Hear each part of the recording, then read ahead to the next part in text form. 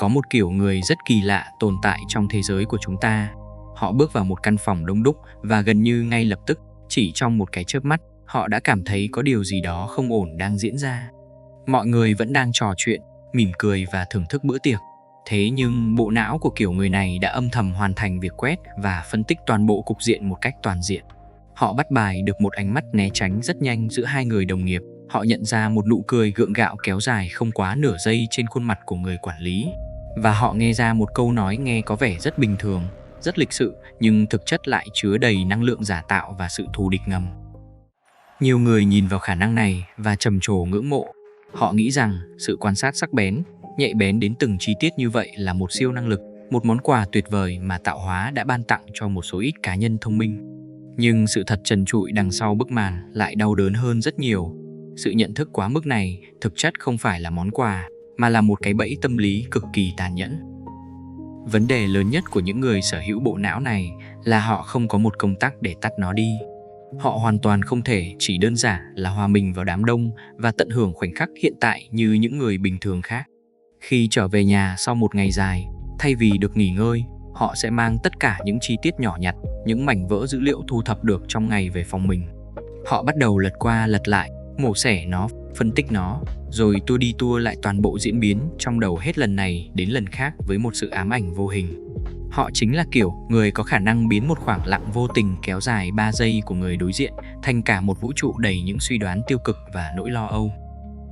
Nếu bạn là một người như vậy, hoặc nếu bạn đang yêu thương, đang sống cạnh một ai đó có tính cách này, bạn chắc chắn đã hiểu rằng cuộc sống của họ chưa bao giờ là dễ dàng. Bởi vì sự nhận thức quá mức không đơn thuần là câu chuyện của chỉ số thông minh cao. Đó là một trạng thái tồn tại, nơi bạn liên tục nhìn thấy những lớp nghĩa ẩn giấu, những sự thật trần trụi và cả những tổn thương của con người mà người khác vô tư lướt qua mà không hề mảy may bận tâm. Nó giống như một chiếc kính hiển vi gắn chặt vào mắt bạn, bắt bạn phải nhìn thấy mọi vi khuẩn trên một bề mặt tưởng chừng như sạch sẽ. Nó có thể mang lại cho bạn sự thấu suốt, nhưng cái giá phải trả là một bản án kiệt sức, hút cạn dần nguồn năng lượng cảm xúc của bạn từ ngày này qua ngày khác. Hôm nay, chúng ta sẽ cùng nhau bóc tách thế giới nội tâm đầy dông bão của những người có xu hướng nhận thức quá sâu sắc về mọi thứ xung quanh, hiểu được cội nguồn của nó và tìm ra con đường giúp họ không bị nuốt chửng bởi chính tâm trí quá tải của mình. Chào mừng bạn đến với Alex Tâm Lý. Hãy cùng bắt đầu hành trình giải mã này. Để thấu hiểu được tại sao một số người lại sở hữu bộ cảm biến nhạy bén đến mức cực đoan như vậy, trước hết chúng ta cần phải cởi bỏ những góc nhìn mang tính thần bí hay tâm linh. Dưới góc độ của tâm lý học thực nghiệm và khoa học thần kinh, hiện tượng này hoàn toàn có thể được giải mã và chia thành hai nhóm nguồn gốc cốt lõi cấu thành nên chiếc radar thiên bẩm này. Ở nhóm thứ nhất, sự nhạy cảm và nhận thức sâu sắc này hoàn toàn là một đặc tính bẩm sinh từ khi thiết lập hệ thần kinh. Khoa học gọi họ là những người có tính nhạy cảm cao. Đây là những cá nhân mang trong mình một đặc điểm sinh học được định nghĩa là sự nhạy cảm trong xử lý cảm giác. Hệ thần kinh của họ ngay từ giây phút chào đời đã không hoạt động giống như số đông. Nếu như hệ thần kinh của một người bình thường là một tấm lưới có mắt lọc vừa phải, chỉ giữ lại những thông tin quan trọng và tự động lọc bỏ các tiếng ồn xung quanh, thì hệ thần kinh của một người nhạy cảm cao lại là một tấm lưới lọc siêu mịn. Nó tự động hấp thụ, ghi nhận và cảm nhận mọi rung động, mọi sự thay đổi, dù là nhỏ nhất của ánh sáng, âm thanh, mùi hương và đặc biệt là năng lượng cảm xúc của những người xung quanh. Đối với họ, thế giới này không bao giờ hiện lên một cách mờ nhạt, nó luôn hiển thị ở độ phân giải cực cao, sắc nét đến mức đôi khi trở thành một sự tấn công dồn dập vào các giác quan. Tuy nhiên, đối với nhóm thứ hai, sự tỉnh táo và nhận thức quá mức không phải là thứ họ có sẵn từ lúc chào đời. Nó không phải do cha sinh mẹ đẻ, mà là một di sản đau đớn của sự sinh tồn.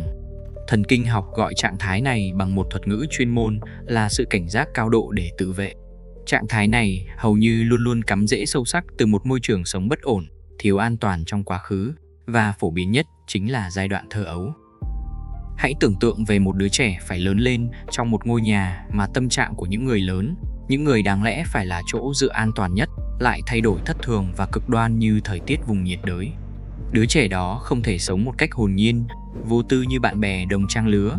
Để tồn tại, để không bị tổn thương bởi những trận đòn roi đột ngột, nó buộc phải tự học cách biến bản thân thành một trạm radar, dò sóng cảm xúc hoạt động liên tục. Đó có thể là một đứa trẻ đã thuộc lòng sự khác biệt tinh tế giữa các tiếng bánh xe, lốp ô tô lăn vào nhà xe để biết được người cha hôm nay về nhà trong cơn say xỉn bạo lực hay đang tỉnh táo vui vẻ. Đó là đứa trẻ học được cách nghe tiếng đóng cửa, tủ bếp ở tầng dưới và đo lường được chính xác mức độ giận dữ của người mẹ thông qua lực tác động. Đứa trẻ đó biết chính xác khi nào nên bước vào phòng khách, nở một nụ cười ngoan ngoãn để làm dịu bầu không khí, và khi nào thì nên im lặng tuyệt đối, biến mất vào góc tối của căn phòng để né một trận đòn roi. Về mặt sinh học, quá trình sống sót kéo dài này đã khiến cho hạch hạnh nhân, trung tâm báo động nguy hiểm và xử lý sợ hãi trong não bộ của đứa trẻ, luôn bị kích hoạt ở mức tối đa mà không có thời gian hạ nhiệt. Nó liên tục ghi lại một thông điệp sinh tồn cốt lõi: môi trường này không an toàn, mình phải liên tục quét tất cả các tín hiệu xung quanh để né đòn trước khi quá muộn. Không một ai dạy đứa trẻ này những kỹ năng đó. Hệ thần kinh của nó đã tự động xây dựng và củng cố các mạng lưới tế bào thần kinh cực kỳ mạnh mẽ để giúp nó dự đoán các thảm họa cảm xúc trước khi chúng thực sự xảy ra. Theo thời gian, khi đứa trẻ lớn lên và trở thành một người trưởng thành, sự cảnh giác để sinh tồn đó không hề mất đi. Nó đã ăn sâu, bám rễ và biến thành một thói quen nhận thức sâu sắc, trở thành một phần không thể tách rời trong bản dạng và tính cách của họ. Khi nhìn lại bản thân, họ thường tự trách, tự hỏi rằng tại sao mình lại luôn suy nghĩ quá nhiều, tại sao mình không thể vô tư như người khác và nghĩ rằng bản thân bị lỗi. Nhưng không, đó không hề là lỗi của họ. Họ chỉ đang mang theo một loại trí tuệ đặc biệt được định hình bởi bản năng sinh tồn. Chiếc khiên bảo vệ mà họ từng phải dựng lên để tự vệ trong quá khứ, giờ đây đã hợp nhất, gắn chặt vào cơ thể của họ. Vậy thì, khi chiếc khiên bảo vệ của quá khứ, khi sự nhận thức khổng lồ đó được mang vào cuộc sống của một người trưởng thành, nó sẽ thực sự biểu hiện ra ngoài như thế nào và đẩy họ vào những chiếc bẫy tâm lý nào? Hãy cùng bước vào dấu hiệu và cũng là chiếc bẫy đầu tiên, luôn sống ở chế độ phân tích dữ liệu liên tục. Đây là biểu hiện rõ ràng nhất và cũng là thứ ngốn nhiều dung lượng bộ não, vắt kiệt sức lực của một người nhạy cảm nhất. Đối với một người bình thường, một cuộc trò chuyện hàng ngày chỉ đơn giản là một cuộc trò chuyện. Nhưng đối với một người có nhận thức quá mức, tâm trí của họ luôn âm thầm chạy một phương trình ẩn với vô số biến số. Hãy lấy một ví dụ rất thực tế trong môi trường công sở. Người quản lý gửi một tin nhắn ngắn gọn trên ứng dụng nội bộ vào lúc 4 giờ chiều với nội dung: chút nữa qua phòng gặp tôi trao đổi dự án một lát nhé. Đối với những nhân viên khác, đó đơn thuần chỉ là một lời mời họp hoặc một buổi trao đổi công việc bình thường. Họ tắt máy tính và chuẩn bị bước qua. Nhưng đối với người có nhận thức quá mức, ngay giây phút những ký tự đó lọt vào tầm mắt, một làn sóng căng thẳng và lo âu lập tức trỗi dậy dữ dội. Bộ não của họ bắt đầu mổ xẻ cấu trúc câu. Họ cảm nhận được một sự lạnh lùng vô hình trong việc thiếu vắng các biểu hiện cảm xúc thường ngày. Họ phân tích mốc thời gian 4 giờ chiều và bắt đầu tự vấn bản thân trong hoảng loạn: mình đã làm sai cái gì? Dự án tuần trước có vấn đề gì sao? Hay lời nói của mình trong buổi họp sáng nay đã làm sếp phật lòng? Họ không chỉ nghe thấy những lời nói bề nổi, họ chú ý đến khoảng lặng kéo dài đúng 3 giây trước khi một người bạn đưa ra lời khen ngợi về chiếc áo họ đang mặc. Họ bắt bài được một sự thay đổi cực kỳ nhỏ trong nhịp thở của đối phương khi nhắc đến một chủ đề nhạy cảm. Dưới góc độ khoa học, một phần của hiện tượng này liên quan trực tiếp đến sự hoạt động quá mức của mạng lưới chế độ mặc định trong não bộ. Đây là hệ thống thần kinh tin cho các hoạt động tự phản ánh, suy ngẫm và tư duy liên quan đến bản thân. Ở người bình thường, mạng lưới này chỉ kích hoạt mạnh mẽ khi họ mơ mộng giữa ban ngày hoặc khi đầu óc nghỉ ngơi hoàn toàn. Nhưng ở những người có nhận thức quá mức, mạng lưới này lại luôn ở trạng thái hoạt động cường độ cao. Điều này khiến cho tâm trí họ bị trượt dài vào một vòng lặp phân tích và diễn giải không có điểm dừng. Bộ não của họ giống như đang phải chạy một trận marathon đường dài liên tục ngay cả khi họ chỉ đang ngồi im trong một văn phòng máy lạnh, khiến họ luôn cảm thấy kiệt quệ vào cuối ngày mà không hiểu lý do vì sao. Sự phân tích điên cuồng này không chỉ hướng camera ra thế giới bên ngoài, nó còn có một xu hướng tàn nhẫn hơn: quay ngược ống kính camera vào bên trong và tự soi xét chính mình, tạo nên chiếc bẫy thứ hai, sự tự nhận thức cực đoan. Trong tâm lý học, chúng ta có khái niệm siêu nhận thức, tức là khả năng suy nghĩ về chính suy nghĩ của mình, khả năng tự giám sát tâm trí do vỏ não trước trán kiểm soát. Tất cả con người đều có khả năng này, nhưng đối với người nhận thức quá mức, chiếc công tắc này đã bị kẹt ở vị trí bật mãi mãi. Họ không thể chỉ đơn giản là trải nghiệm một cảm xúc một cách tự nhiên, họ bắt buộc phải đứng từ xa để giám sát và đánh giá cảm xúc đó. Một chuỗi phản ứng trong tâm trí họ thường diễn ra như thế này: một cảm xúc xuất hiện, ngay lập tức họ mổ xẻ nó và sau đó là phán xét nó một cách nghiêm khắc. Chẳng hạn, Họ đang đi bộ trên đường vào một buổi chiều hoàng hôn và bỗng nhiên cảm thấy một nỗi buồn man mác, mơ hồ dâng lên. Thay vì cứ để bản thân được buồn một cách tự nhiên, họ sẽ lập tức khoanh tay lại trong tâm tưởng và bắt đầu thẩm vấn chính mình tại sao mình lại buồn. Nỗi buồn này có hợp lý không? Mình đang có một công việc tốt, gia đình êm ấm, mình nên cảm thấy biết ơn cuộc sống chứ. Tại sao mình lại thấy trống rỗng như thế này? Mình thật là một kẻ ích kỷ và tồi tệ khi có những cảm xúc này. Ngay cả niềm vui của họ cũng không thoát khỏi sự mổ xẻ của chiếc camera nội tâm này.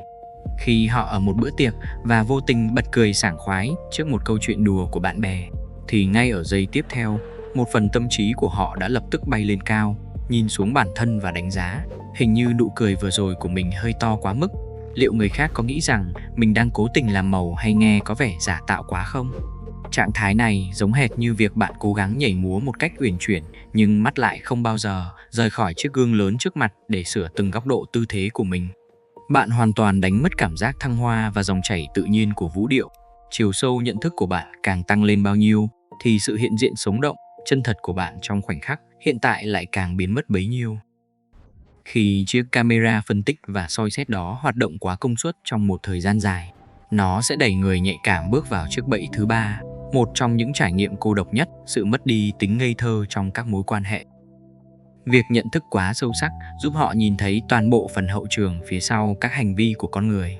Tâm lý học gọi đây là khả năng suy luận mạnh mẽ về ý định của người khác, liên quan mật thiết đến thuyết tâm trí. Họ sớm nhận ra một sự thật mất lòng rằng con người không phải lúc nào cũng nói ra chính xác những gì họ đang nghĩ trong đầu, và rằng xã hội này vận hành bằng rất nhiều lớp mặt nạ xã giao. Khi một người đồng nghiệp bất ngờ mua tặng họ một ly cà phê vào buổi sáng và không ngớt lời ca ngợi dự án mà họ vừa hoàn thành, bộ não của người nhạy cảm sẽ không đơn thuần là đón nhận và tận hưởng niềm vui từ ly nước đó. Chiếc radar của họ sẽ lập tức quét qua các động cơ ẩn giấu phía sau. Người này đang muốn nhờ vả mình điều gì trong tương lai, hay họ đang cố tình tiếp cận để dò hỏi dữ liệu khách hàng của mình. Họ nhìn thấu rằng lòng tốt đôi khi chỉ là một giao dịch đi kèm điều kiện ngầm, sự nhiệt tình vồ vập đôi khi là một sự thao túng có kịch bản, và sự tự tin ngút ngàn của một đối tượng trong buổi hẹn hò đầu tiên thực chất chỉ là một bức màn mỏng manh cố gắng che đậy nỗi sợ hãi tột cùng bị từ chối. Sự hiểu biết này mang lại cho họ một cảm giác mất mát vô hình. Đó là sự mất đi tính ngây thơ trong các mối quan hệ của một người trưởng thành. Khả năng để hoàn toàn đặt trọn vẹn niềm tin vào bề nổi của câu chữ đối với họ đã trở thành một thứ xa xỉ không bao giờ quay trở lại. Chính vì vậy, một lời khen ngợi đối với họ luôn mang theo nhiều tầng suy ngẫm. Một lời xin lỗi từ đối phương không bao giờ mang lại cảm giác trọn vẹn, bởi vì chiếc radar của họ nghi ngờ rằng người kia xin lỗi chỉ là để xoa dịu tình huống cho xong chuyện, chứ không phải vì họ thực sự nhận ra lỗi lầm từ sâu trong thâm tâm. Một lời hứa hẹn đối với họ nghe thật mỏng manh và dễ vỡ. Họ không chọn cách trở nên cay nghiệt, thù hận hay oán trách cuộc đời này. Họ chỉ đơn giản là chọn cách thu mình lại, trở nên cực kỳ thận trọng và dè dặt. Đôi khi, họ cảm thấy cô đơn đến nghẹt thở ngay cả khi đang đứng giữa một đám đông đang cười nói vui vẻ. Bởi vì dường như không một ai xung quanh nhìn thấy và hiểu được lớp sự thật trần trụi mà họ đang phải nhìn thấy mỗi ngày. Và lớp sự thật đó không chỉ dừng lại ở những suy luận logic của lý trí. Nó lặn sâu, thấm đẫm vào dòng chảy cảm xúc của họ, dẫn thẳng đến biểu hiện thứ tư, chiếc công tắc thấu cảm luôn ở trạng thái bật và gánh nặng vật lý lên cơ thể. Đối với phần lớn mọi người, sự thấu cảm là một kỹ năng, một sự lựa chọn mà họ có thể chủ động kích hoạt khi nhìn thấy một người bế tắc. Nhưng đối với người có nhận thức quá mức, thấu cảm là một trạng thái tồn tại vĩnh viễn không thể tắt bỏ. Họ bước vào một phòng họp, không một ai nói với ai lời nào, nhưng họ hoàn toàn có thể cảm nhận được sức nặng của một sự bực dọc, một ngọn lửa tức giận ngầm đang âm thầm căng ra giữa hai người đồng nghiệp. Tâm trí của họ hoạt động giống như một tấm giấy thấm hút, tự động hút sạch mọi bầu không khí cảm xúc của môi trường xung quanh. Hiện tượng này liên quan mật thiết đến hoạt động của hệ thống tế bào thần kinh phản chiếu trong não bộ. Khi một người nhạy cảm nhìn thấy người khác biểu hiện một cảm xúc, các tế bào này sẽ lập tiếp kích hoạt mạnh mẽ, tái tạo lại chính xác trạng thái cảm xúc đó trong tâm trí họ. Nhưng ở người nhận thức quá mức, quá trình này biến thành một sự đồng hóa và hấp thụ cực đoan. Một người bạn thân đến tìm họ để trút bầu tâm sự về một cuộc đổ vỡ đầy đau đớn. Và sau khi người bạn đó ra về với tâm trạng nhẹ nhõm hơn, thì nỗi đau, sự u uất đó lại ở lại, mắc kẹt trong lồng ngực của người nhạy cảm suốt nhiều ngày tiếp theo. Họ vô tình trở thành bộ điều hòa cảm xúc cho tất cả mọi người xung quanh họ. Mọi người rất thích ở cạnh họ vì họ mang lại cảm giác được thấu hiểu sâu sắc, nhưng cái giá mà họ phải trả là một sự kiệt quệ hoàn toàn về mặt năng lượng. Họ biến bản thân thành một chiếc thùng chứa, gánh vác toàn bộ rác thải, cảm xúc của thế giới xung quanh. Những cảm xúc bị đè nén, những năng lượng tiêu cực hấp thụ từ bên ngoài đó không bao giờ tự động biến mất theo thời gian. Khi tâm trí từ chối xử lý vì đã quá tải, chúng sẽ chọn con đường di cư thẳng vào các thớ cơ, vào cơ thể của họ. Khoa học gọi đây là khái niệm cảm nhận nội thụ, khả năng cảm nhận các tín hiệu sinh học bên trong của cơ thể, được xử lý bởi vỏ não thùy đảo. Những người có nhận thức quá mức thường sở hữu một hệ thống cảm nhận nội thụ nhạy cảm đến mức báo động. Họ uống một tách cà phê đậm vào buổi sáng, chất kích thích khiến nhịp tim của họ tăng nhanh hơn một chút so với bình thường. Đối với một người có hệ thần kinh bình thường, họ chỉ đơn giản cảm thấy cơ thể đang tỉnh táo. Nhưng đối với hệ thần kinh của người nhạy cảm, bộ não của họ lập tức phát hiện ra sự thay đổi nhịp tim này. Nó điên cuồng lục tìm trong kho dữ liệu quá khứ và hét lên một tiếng còi báo động lớn. Nhịp tim tăng nhanh đột ngột nghĩa là nguy hiểm. Chúng ta chuẩn bị đối mặt với một cơn hoảng loạn tột độ rồi. Những cảm giác vật lý hoàn toàn bình thường của cơ thể qua lăng kính nhận thức quá mức đã bị phóng đại lên gấp nhiều lần, biến thành những tín hiệu cảnh báo thảm họa nguy hiểm. Điều này vô tình đẩy họ vào một vòng lặp lo âu tàn nhẫn và bế tắc. Một triệu chứng vật lý nhỏ xuất hiện. Bộ não diễn giải sai lệch thành mối đe dọa sinh tồn. Cơ thể kích hoạt trạng thái phản ứng căng thẳng, giải phóng một lượng lớn hormone như cortisol và adrenaline vào máu. Lượng hormone này lại tiếp tục khiến tim đập nhanh hơn, cơ bắp co thắt mạnh hơn. Kết quả là cơ thể của họ luôn ở trong một trạng thái khẩn cấp. Họ luôn cảm thấy bồn chồn, bất an, lo lắng bám đuổi mọi lúc mọi nơi, ngay cả khi họ đang ngồi trong một không gian hoàn toàn yên bình. Khi tất cả các tín hiệu từ cơ thể, từ cảm xúc và từ những phân tích lý trí vượt quá ngưỡng chịu đựng, bộ não của họ sẽ bắt đầu tìm kiếm một lối thoát cuối cùng để lập lại trật tự và tìm kiếm cảm giác an toàn. Đó là lúc sự nhận thức biến mình thành một chiến lược kiểm soát cực đoan. Đây không phải là sự kiểm soát người khác bằng quyền lực, đây là một cơ chế phòng thủ nội tâm vô cùng tinh vi. Họ vận hành cuộc sống của mình dựa trên một niềm tin cốt lõi ngầm định rằng nếu mình có thể dự đoán trước được mọi biến số có thể xảy ra trong tương lai, mình sẽ không bao giờ bị bất ngờ bởi sự đau đớn. Đối với họ, việc thấu suốt và hiểu biết mọi thứ trở thành một chiếc áo giáp sắt. Họ tin rằng nếu mình có thể nhìn thấy trước điểm rơi của sự thất vọng, của sự phản bội hay của sự thất bại ngay từ xa, họ sẽ chuẩn bị sẵn tâm lý và sẽ không bị sụp đổ hoàn toàn khi nó thực sự ập đến. Tâm trí của họ bắt đầu chạy các chương trình giả lập, tình huống liên tục không ngừng nghỉ trong bóng tối của tiềm thức. Họ liên tục tự đặt ra cho mình hàng trăm câu hỏi giả định về những viễn cảnh tồi tệ nhất. Cơ chế phòng thủ này dẫn họ thẳng đến một trạng thái tâm lý bế tắc gọi là tê liệt vì phân tích. Họ tự giam cầm chính mình bên trong một mê cung của những giả định, sống cùng một lúc trong 10 phiên bản tương lai tồi tệ khác nhau để bóc tách từng rủi ro nhỏ nhất, ngay cả khi khoảnh khắc hiện tại còn chưa kịp diễn ra. Sự cảnh giác cao độ kéo dài này đã tước đoạt đi khả năng được thực sự thuộc về, được thực sự sống trong giây phút hiện tại của họ. Trong nỗ lực tuyệt vọng để đi trước nỗi đau một bước, họ đã tự mình bước ra khỏi dòng chảy thực sự của cuộc đời. Thay vì tiếp tục cuộc sống với nhiều rủi ro nhưng cũng đầy cơ hội và có những nét đẹp riêng, họ lại chọn cách quản lý cuộc đời mình giống như một dự án quản trị rủi ro có nguy cơ cao. Sự phòng thủ kiên cố đã hoàn toàn thay thế cho sự hiện diện trọn vẹn, để lại một tâm hồn kiệt quệ vì phải liên tục canh gác, chiến đấu chống lại những bóng ma của tương lai chưa bao giờ tới. Vậy thì câu hỏi quan trọng nhất được đặt ra là những người có nhận thức quá mức có thể làm gì để tự cứu lấy mình? Bạn hoàn toàn không thể bảo một người có thị lực 10/10 hãy cố gắng giả vờ nhìn mọi thứ xung quanh thành một màn sương mờ căm. Điều đó là không tưởng và chống lại quy luật sinh học. Giải pháp dành cho một tâm trí quá tải không bao giờ là cố gắng bắt bản thân phải nhận thức ít đi, phải trở nên ngu ngơ hay vô tri. Giải pháp thực sự nằm ở việc bạn phải học cách ngừng gánh vác mọi phương trình của thế giới trên đôi vai của mình. Trong liệu pháp tâm lý hiện đại, hành trình chuyển hóa này đòi hỏi bạn phải bắt tay vào việc xây dựng lại các ranh giới nhận thức vững chãi cho bản thân, thiết lập một màng lọc chủ động cho hệ thần kinh thông qua việc thực hành nhuần nhuyễn 3 nguyên tắc giải thoát cốt lõi sau đây.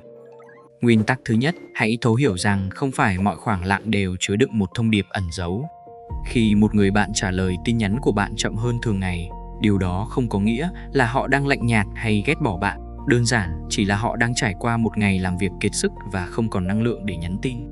Khi một người đồng nghiệp đi ngang qua bàn làm việc của bạn vào buổi sáng mà không nở một nụ cười xã giao, Điều đó không có nghĩa là họ đang bất mãn với bạn. Có thể họ chỉ đang chịu đựng một cơn đau đầu dữ dội hoặc đang mải suy nghĩ về một rắc rối cá nhân. Bạn cần phải học cách ngừng cá nhân hóa mọi biểu hiện, mọi phản ứng của thế giới xung quanh. Hãy để các sự kiện diễn ra đúng với bản chất tự nhiên của nó, thay vì cố gắng cho nó những kịch bản đen tối của tâm trí. Nguyên tắc thứ hai, không phải bất kỳ một cảm xúc nào xuất hiện trong cơ thể cũng cần một hành động ngay lập tức để giải quyết hoặc mổ xẻ. Khi một làn sóng lo âu hay một nhịp tim đập nhanh đột ngột xuất hiện sau khi uống chất kích thích, thay vì vội vã lao vào phân tích lý do tìm kiếm hiểm họa, hãy chọn cách đứng yên và quan sát nó như một dữ liệu khách quan. Hãy tự nói với bản thân mình rằng, tim mình đang đập nhanh, đây chỉ đơn thuần là một phản ứng vật lý của cơ thể đối với chất kích thích mà thôi. Hãy học cách quan sát cảm xúc trôi qua mà không đi kèm bất kỳ một sự phán xét hay dán nhãn tiêu cực nào. Cho phép nó xuất hiện và để nó tự động rời đi như một đám mây đi ngang qua bầu trời. Nguyên tắc thứ ba, không phải bất kỳ một sự thấu suốt nào bạn nhìn thấy cũng cần phải được nói ra hoặc cần bạn phải can thiệp để sửa chữa. Bạn có thể sở hữu một thị lực tâm lý tuyệt vời, nhìn thấu được toàn bộ sự bất an, sự yếu đuối và cả những tổn thương đang ẩn giấu sau chiếc mặt nạ kiêu ngạo của người đối diện. Nhưng hãy nhớ rằng, bạn không có nghĩa vụ, không có trách nhiệm và cũng không có quyền lực để trở thành bác sĩ tâm lý hay kẻ cứu rỗi cuộc đời của họ. Khi bạn nhận thấy những dấu hiệu rạn nứt, những sự bất ổn trong một mối quan hệ công sở hay bạn bè, đôi khi phản ứng thông thái và trưởng thành nhất không phải là lao vào để phơi bày sự thật hay dọn dẹp đống đổ nát. Chiếc radar nhạy bén của bạn là một công cụ tuyệt vời để thu thập thông tin, giúp bạn đưa ra những quyết định an toàn và khôn ngoan hơn cho chính cuộc đời mình. Ví dụ như biết trước để không hợp tác sâu với một kẻ lừa dối, biết trước để không đặt niềm tin sai chỗ, chứ nó chưa bao giờ được sinh ra để biến thành một vũ khí đi phán xét hay đi làm sạch toàn bộ thế giới này. Hãy học cách buông bỏ cái tôi muốn đóng vai người nắm giữ công lý và sự thật trần trụi. Khi bạn bắt đầu kiên trì thực hành việc buông bỏ và thiết lập ranh giới này mỗi ngày, một điều kỳ diệu và vô cùng đẹp đẽ sẽ bắt đầu xảy ra sâu bên trong nội tâm của bạn. Sự nhận thức sắc bén của bạn sẽ không hề biến mất, nó không bị cùn đi, mà nó sẽ bắt đầu dịu lại, trở nên mềm mại, bao dung và trưởng thành hơn rất nhiều. Bạn vẫn sẽ nhìn thấu suốt bản chất con người, nhìn thấy những khuyết điểm, những sự giả dối của họ, nhưng bạn không còn cảm thấy tức giận, thất vọng hay bám chấp vào những điều đó nữa. Bạn nhìn thấy chiếc mặt nạ của họ, nhưng thay vì muốn giật phăng nó ra để phơi bày sự thật, bạn nhìn nó bằng một lăng kính thấu cảm sâu sắc hơn. Bạn hiểu rằng người ta chỉ buộc phải đeo mặt nạ khi họ có những vết thương quá lớn sợ bị chạm vào, khi họ quá sợ hãi việc không được yêu thương. Bạn mỉm cười và cho phép họ được cảm thấy an toàn bên trong chiếc mặt nạ đó. Bạn vẫn cảm nhận được rất rõ ràng nguồn năng lượng của một căn phòng, nhưng bạn đã xây dựng được một lớp bảo vệ vững chắc, giúp bạn đứng nhìn dòng cảm xúc đó chảy qua mà không bị cuốn trôi vào trong dòng xoáy của nó. Bạn đã thực hiện một bước dịch chuyển vĩ đại nhất của tâm trí, dịch chuyển từ việc sử dụng nhận thức như một công cụ để dự đoán nguy hiểm và phòng thủ sang việc sử dụng nó để hiện diện trọn vẹn và thưởng thức cuộc sống. Thay vì đứng từ xa phân tích xem nụ cười của người bạn đối diện có bao nhiêu % là chân thật, bạn chọn cách ngồi xuống, thả lỏng bờ vai, tận hưởng một buổi chiều đầy nắng ấm và nhâm nhi một tách cà phê thơm ngon. Cuộc sống của bạn cuối cùng cũng đã có thể trở nên nhẹ nhàng và thanh thản hơn. Điều này xảy ra không phải vì thế giới bên ngoài bỗng nhiên trở nên đơn giản hơn, cũng không phải vì lòng người xung quanh đột ngột bớt đi những điều phức tạp và mâu thuẫn. Thế giới này vẫn luôn vận hành theo cách của nó, đầy rẫy những nghịch lý và sự bất toàn. Cuộc sống của bạn nhẹ nhàng hơn là vì chính bạn đã có đủ lòng dũng cảm để đặt phương trình của cả vũ trụ xuống khỏi đôi vai gầy guộc của mình. Bạn không thể tắt đi chiếc đèn trần công suất lớn luôn rực sáng trong tâm trí, nhưng giờ đây, bạn đã học được cách vặn nhỏ cường độ của nó xuống. Bạn biến một tia laser sắc lẹ, lạnh lùng chuyên vạch trần mọi khuyết điểm, mọi góc tối của nhân tính thành ánh sáng của một ngọn nến ấm áp, một ngọn nến đủ sáng để thấu hiểu và bao dung cho sự mong manh, yếu đuối của con người, và cũng đủ dịu dàng để sưởi ấm và vỗ về cho chính linh hồn của bản thân bạn. Những người suy nghĩ sâu sắc và cảm nhận cuộc sống ở tầng độ đậm đặc như bạn là những cá nhân vô cùng đặc biệt. Nếu một ai đó nhìn vào bạn và thấy bạn thường chọn cách im lặng, ít nói giữa những buổi tiệc tùng ồn ào, xin họ hãy hiểu rằng đó tuyệt đối không phải là sự thờ ơ, lạnh lùng hay vô cảm với cuộc đời. Đó là một dạng thức biểu hiện vô cùng đẹp đẽ của sự thông thái. Một sự thông thái đỉnh cao đã học được cách thấu hiểu, quan sát cuộc sống này thay vì để bản thân bị giam cầm và hủy hoại bởi nó. Nếu như những câu chuyện, những góc khuất tâm lý vừa rồi vô tình chạm được vào một góc nào đó trong tâm hồn bạn, Nếu bạn nhìn thấy chính hình bóng của mình đang loay hoay đâu đó trong thế giới của những người nhận thức quá mức, hãy để lại một lời bình luận chia sẻ về dấu hiệu hoặc chiếc bẫy tâm lý nào đã khiến bạn đồng cảm nhất. Hãy luôn nhớ và tin tưởng một điều rằng bạn chưa bao giờ đơn độc trên hành trình này. Chiều sâu nhận thức và tâm hồn gợn sóng mà bạn đang mang theo không phải là một lỗi hệ thống, không phải là một khiếm khuyết cần phải sửa chữa. Đó là một món quà vô giá của tạo hóa, một món quà đang kiên nhẫn chờ đợi sự thấu hiểu, sự bao dung và lòng trắc ẩn từ chính bản thân bạn để thực sự tỏa sáng. Nếu video ngày hôm nay có thể giúp cho tâm trí của bạn cảm thấy nhẹ lòng hơn dù chỉ một chút, mang lại cho bạn một góc nhìn mới mẻ và bao dung hơn để tự nhìn nhận lại chính mình, hãy nhấn vào nút thích, đăng ký kênh và chia sẻ những thông điệp này đến một người bạn, một người mà bạn biết rằng họ cũng đang ngày đêm mệt mỏi, kiệt sức vì những tiếng ồn không bao giờ dứt từ một bộ não quá tải chưa từng thực sự được nghỉ ngơi. Sự thấu hiểu và một cái chạm tay chia sẻ của bạn ngày hôm nay biết đâu lại chính là chiếc phao cứu sinh, là sự an ủi ấm áp nhất mà họ đã mải miết tìm kiếm bấy lâu nay. Cảm ơn bạn đã dành trọn vẹn thời gian để lắng nghe và đồng hành cùng tôi cho đến khoảnh khắc này. Tôi là Alex Tâm Lý. Đừng quên bấm nút đăng ký kênh để chúng ta không bị lạc mất nhau trong những chuyến hành trình tiếp theo vào sâu thẳm thế giới nội tâm của con người. Xin chào tạm biệt và hẹn gặp lại bạn ở những video lần sau.